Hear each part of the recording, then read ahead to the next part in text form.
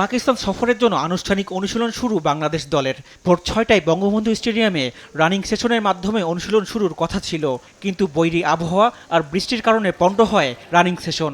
Venue বদলে একই সময় মিরপুর শেরেবাংলা স্টেডিয়ামে জিম সেশনের মধ্য দিয়ে শুরু হয় ক্রিকেটারদের ফিটনেস টেস্ট। প্রথম দিনে ফিটনেস টেস্টে অংশ নেন ১৪ ক্রিকেটার।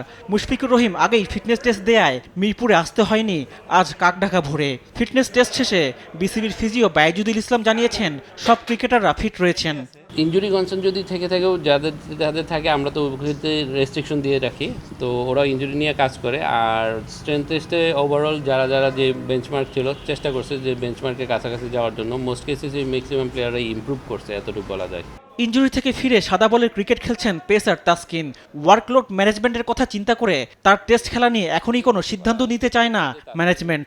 তাসকিন অবশ্যই অ্যাভেলেবল আছে, কিন্তু বোলিং ওয়ার্কলোড টেস্ট ম্যাচ খেলতে হলে লম্বা সময় বল করতে হয়, এগুলি আস্তে আস্তে বিল্ড আপ করে তারপরে খেলতে হয়। তো তাসকিন যেহেতু একটা লম্বা সময় T20 ফরম্যাট খেলছে, তো এখন ও এই ট্রাইটা করে দেখবে। যদি ইফ হি ফিলস বেটার দেন ইনশাল্লাহ ও টেস্ট আবার খেলতে পারবে। ফিটনেস ট্রেনিং শেষে রোববার মিরপুরে ক্রিকেটারদের স্কিল ট্রেনিং শুরুর কথা রয়েছে। রিফাত আঞ্জুম, দেশ টিভি, ঢাকা।